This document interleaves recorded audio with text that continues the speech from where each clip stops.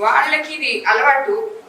అది ఏదో నిన్న జరిగినట్టుంది. ఒక పేరెంట్ ఆయన ఈయన పేరెంటానికి పెంచినట్టున్నాడు, ఈయన పేరెంటానికి పోయినట్టున్నాడు. నల్ల చొక్కా వేసుకొని ఒకటి పేరెంటానికి పోయినట్టున్నాడు. ఎందుకంటే ఇది వాళ్ళకి ఎప్పుడు అలవాటు. బికాస్ అతను ఓడిపోయిన తర్వాత మనుషుల్లో తిరగడు. ఎప్పుడో మెరుపు తీగలాగా 3 నెలలకు 6 నెలలకు వచ్చి కనిపించేసిపోతుంటాడు. అలాంటప్పుడు అతను ఒక్కడే కాన్స్టిట్యున్సీలోకి రాలేకుండా ఉన్నాడు. ఎవరో ఒకరిని పేరెంటానికి తీసుకోపోవాలి. సో ఈయన పిలుస్తాడు. ఈయన జిల్లాలో ఇంకెవరు పిలవరు, ఆయన అక్కడే పిలుస్తున్నాడు. మిగతా కాన్స్టిట్యున్సీలో పాపం ఎవరు పిలవడల్లా. ఎంతసేపు అని సర్వేపల్లితో మాట్లాడతాడు, అలసిపోతున్నాడు. సో కొంచెం చేంజ్ కోసం కోవూరికి పిలిచిందే తడుగా పోయినట్టున్నాడు. ఇంకా పిలిస్తే పోకపోతే బాగుండదని పోయినట్టున్నాడు. పోతే అక్కడ మైక్ తీసుకుంటే మాట్లాడకపోతే బాగుండదు కదా, సో మాట్లాడినట్టున్నాడు. వాళ్ళకి తెలియదు ఏంటంటే నిజంగానే కోవూరు ప్రజలు చైతన్యవంతులు అని చెప్పి నిరూపించుకొని 2.5 సంవత్సరం ముందే తరిమి కొట్టారు. కోవూరు నుంచి 55,000 మెజార్టీతో నన్ను గెలిపించి ఎప్పుడు లేని విధంగా. అన్ని దగ్గర 7,000, కొన్ని మంది దగ్గర అక్కడ వచ్చింది. కానీ ఈ కోవూరులో 6 సార్లు ఎమ్మెల్యే అయిన ఇతన్ని ప్రజలు భరించలేక ఇంక నువ్వు పోయిరా నాయన, నువ్వు వద్దు అని చెప్పి పంపించాడు. ఈ రోజు మళ్ళీ నువ్వు పెట్టుకో, సర్పంచ్ ఎలక్షన్ లో పెట్టుకోవద్దని ఎవరు చెప్పారు? పెట్టుకో, పోటీ పెట్టుకో. ఈరోజు కారణం యూరియా కొనడాన్ని ఒక అపోహ రైతుల్లో కలిగించడం జరిగింది. అది నిజంగా కరెక్ట్ కాదు. ఎందుకంటే మనకి ఈ నెల 8వ తేదీ ప్రభుత్వం APAIMS యాప్ ద్వారా యూరియా పంపిణీ ప్రారంభించడం జరిగింది.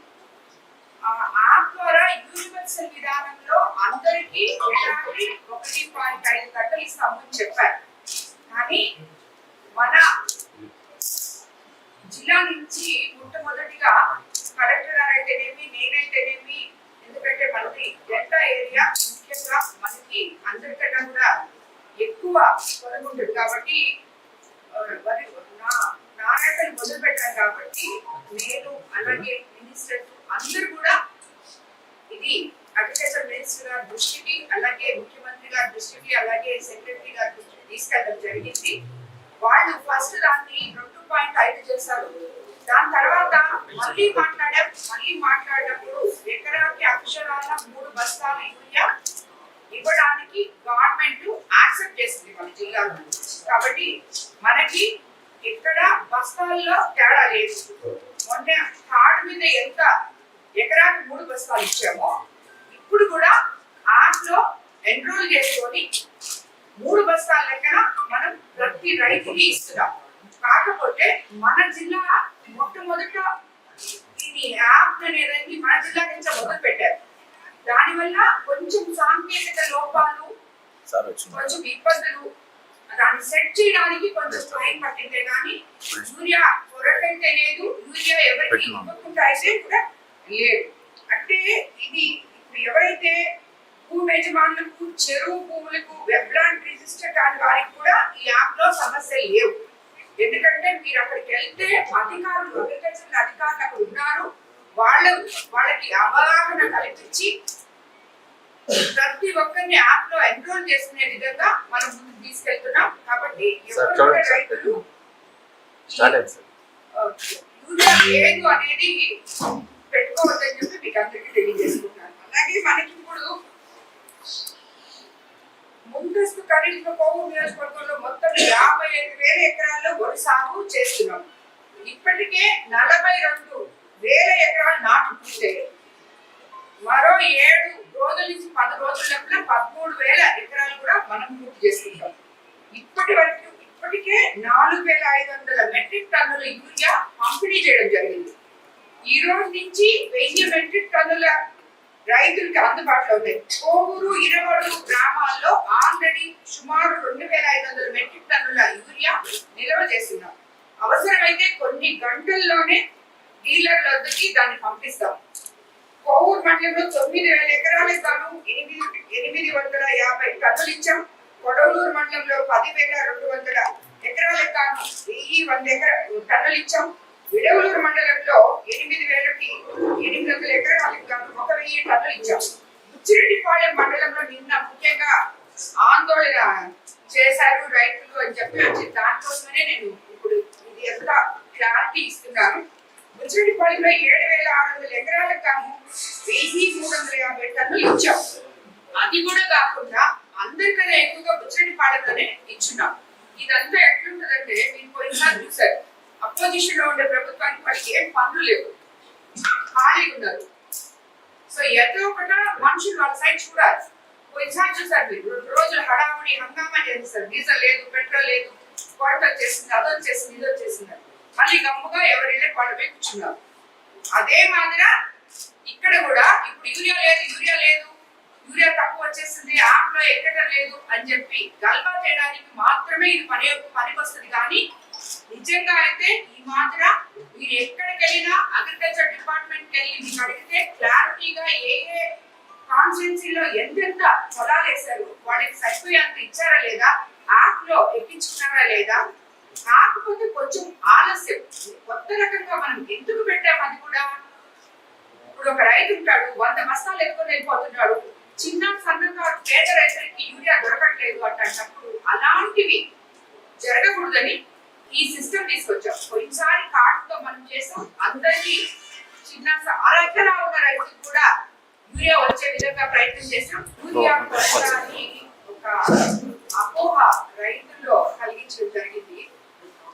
అది నిజంగా కరెక్ట్ కాదు. ఎందుకంటే మనకి ఈ నెల 8వ తేదీ ప్రభుత్వం APAIMS యాప్ ద్వారా యూరియా పంపిణీ ప్రారంభించడం జరిగింది. ఆ యాప్ ద్వారా యూనివర్సల్ విధానంలో అందరికీ ఎకరాకి 1.5 గంటలు ఇస్తామని చెప్పారు. కానీ మన జిల్లా నుంచి ఒకటి మాట్లాడడానికి తప్పితే ఏం లేదని కొట్టకు ఎంపీకి ఒక మాట్లాడినట్టున్నాడు. వాళ్ళకి తెలియదు ఏంటంటే నిజంగానే కోవిడ్ ప్రజలు చైతన్యవంతులు అని చెప్పి ఈరోజు ముఖ్యంగా కారణం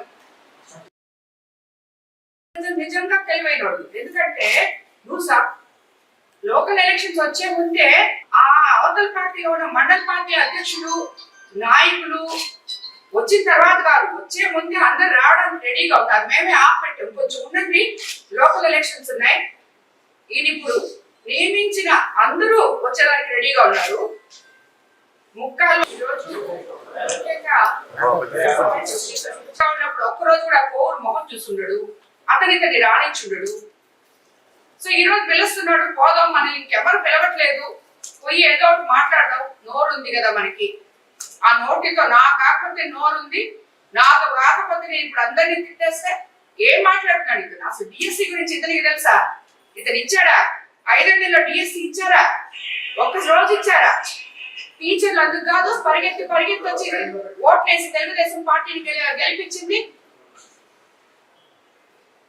ఈ రోజు 16,000 మందికి మెగా డిఎస్సి మాట చెప్పినట్టు ఇచ్చి ఈ రోజు మేము దాన్ని పూర్తి చేసామంటే 16,000 × 4 ఒక కుటుంబంలో వేసుకోండి ఎంతమంది లబ్ధి పొందారో మెగా డిఎస్సి వల్ల. సో వీళ్ళకి తలాతో తెలియదు, ఒక ముఖ్యమంత్రి గారిని ఏం మాట్లాడాలో తెలియదు. నోరుంది మాట్లాడదాం, వేస్ట్ గా ఎందుకు, ఎక్కడ ఏమీ లేవు వాడికి. ఏదో ఒక కార్యక్రమం పెట్టినప్పుడు నోరు తెరవాలి, మాట్లాడాలి. ఆ మాట్లాడేటప్పుడు కామన్ సెన్స్ లేదు వాళ్ళకి, ఏం మాట్లాడుతున్నామో వాళ్ళకి అర్థం కావట్లేదు. కోవూరు ప్రజలు చైతన్యవంతులే, అక్షరాల రాజకీయం ఏంటో ఒక ఎమ్మెల్యే ఎలా ఉండాలో అలా చేసి నేను చూపిస్తున్నాను. నీలాగా రాజకీయాల్లోకి వచ్చి దోచుకోవడానికి నేను రాలేదు, ప్రజలకి సేవ చేయడానికి రాజకీయాల్లోకి వచ్చాం. ఎంపీ గారు కానీ నేను కానీ అదే చేస్తున్నాం. మీలాంటి రాజకీయ నాయకులు మమ్మల్ని గురించి మాట్లాడే అర్హత కూడా మీకు లేదు. ఎక్కడ మిమ్మల్ని ప్రజలు గెలిపించారో అక్కడ వాళ్ళని దోచుకొని తిన్నారు. దానికే ఇంటికి పంపించారు. ఎప్పుడు చైతన్యవంతులు అంటే మళ్ళీ మీరు గెలిచినప్పుడు, ఆయన చెప్పినప్పుడు చైతన్యవంతులు కాబట్టి నన్ను గెలిపించారు. నిన్ను ఎందుకు ఇంటికి పంపించారు? నువ్వు పనికి రావు, నువ్వు ఫోన్ చెప్పి పంపించారు. నువ్వు గెలిచిన తర్వాత మాట్లాడు తర్వాత. ఎందుకంటే అప్పటిదాకా కోవూరు ప్రజలు చైతన్యవంతులే. నీలాంటి మళ్ళీ కోవూరులో అడుగు పెట్టిరు. అసలు నీకు టికెట్ వస్తో లేదో ముందు అది చూసుకో ఫస్ట్. ఊరికే ఎక్కువగా మాట్లాడు. కోవూరు ప్రజలు మీరు చైతన్యవంతులు కోవూరులో టీడీపీ పార్టీ కార్యకర్తలు సామాన్యులు కానీ విపిఆర్ ఇంటి వరకు వెళ్ళగలుగుతారా? వాళ్ళు పెట్టేటువంటి ఒక హడిల్స్ దాటుకుని ఆడదా?